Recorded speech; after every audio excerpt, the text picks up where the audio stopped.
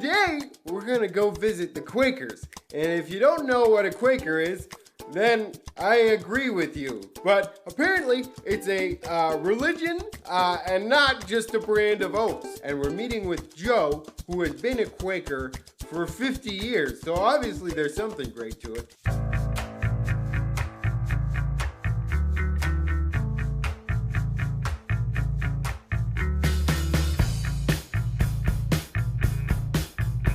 Good morning. So we're here at Joe's place. Joe's a Quaker. I'm gonna call him Quaker Joe. And we're gonna learn about Quakerism today. It's very early in the morning, but I'm very excited. And I'll try not to make too many Quaker oats jokes, but I've got a few. So we're gonna, come on, let's go.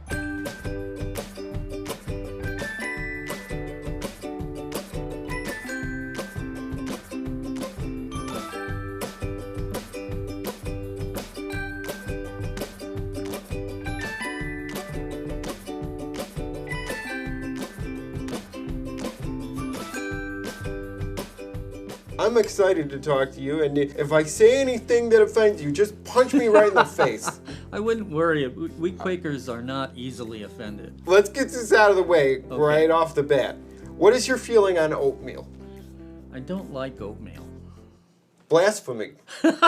I know. That's my exposure to Quakerism. The guy on the box, black hat.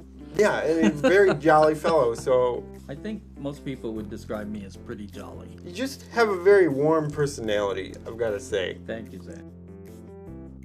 So how long have you been a Quaker? Oh, 45 years. 45 years? Can you believe it? What was your relationship with faith and God before that?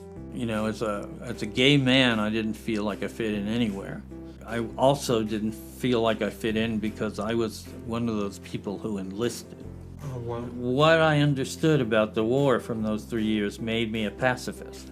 So when I got out of the Navy and looked for a church that was a peace church, and I discovered Quakers, and I've been a Quaker ever since. I think they'd be the only church that would have me. I don't want to speak for all churches, but if I started a church, I would have you. Well, thank you, Zach.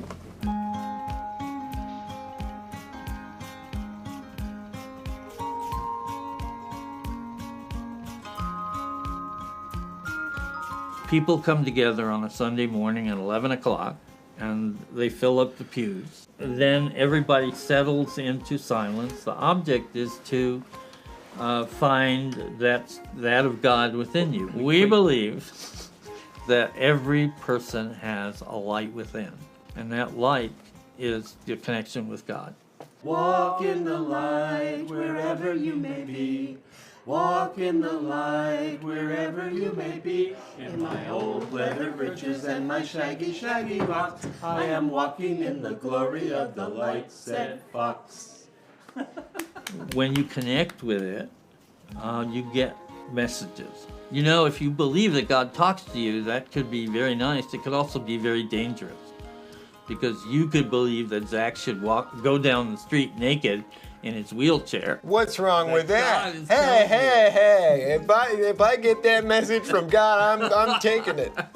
So one of the responsibilities we have is to check it out with the meeting.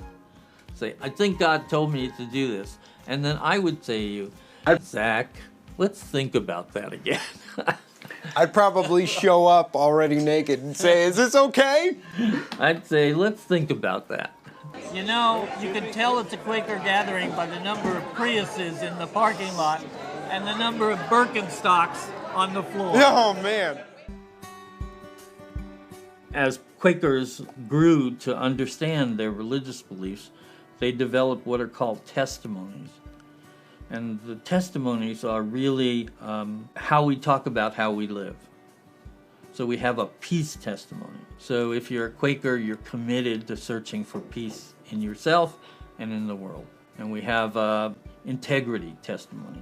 So you have to tell the truth all the time. All the time? All the time. Oh my gosh. Even when it hurts. We have a testimony of equality. Everybody's equal. No one, even the clerk of the meeting, is not better than any of the members of the meeting. Equality for all. For all. David is my husband who recently died. When I met him, he had HIV. And so we knew when we got together that we were going to be dealing with lots of health issues. He would mediate me. I'm kind of this bombastic Italian guy. And he would say, Joe, calm down, Joe. We had a great marriage, and I'm really missing him. The interesting thing is that, lots of religions have their ideas about same-sex marriage. Some of them try to impose their ideas on the rest of the population. So you get the sense that religion is against it. But David and I were married 4 years ago in our Quaker meeting, because Quaker meetings believe that it's God who marries you. But what happens then is the Quaker meeting says, does it look like God has married these two people? And if it looks like it did, then they marry us. People come together for, like they always do, on Sunday for worship. And this time, people stood up during the course of the meeting and said what they thought about David or me or the marriage. The most moving one was when a guy stood up and said, everybody who signs that marriage certificate is saying, we're doing this illegal thing, we're saying these two ought to be married. Just because the government That's doesn't right. recognize it doesn't mean that God That's doesn't right. recognize You got it, Zach.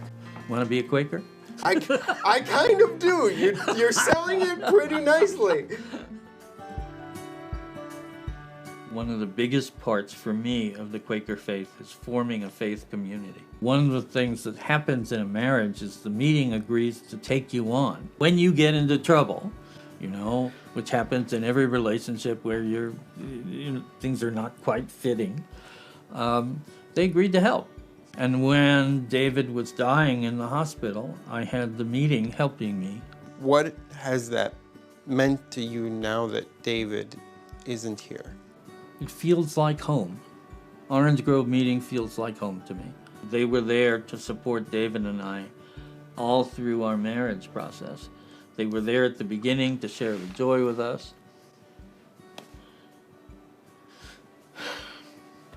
They were there at the end. We believe in what's called continuing revelation. So I was just talking the other day to the Quaker meeting, and I said, if you think this is what Quakerism is, then you're not being very Quakerly, because you have to be open to change. So one of the exciting things about Quakerism is that it's always changing. And we have people in the meeting who are Buddhists, and people in the meeting who are Jews. The only commitment that we ask of people is that they be open to change.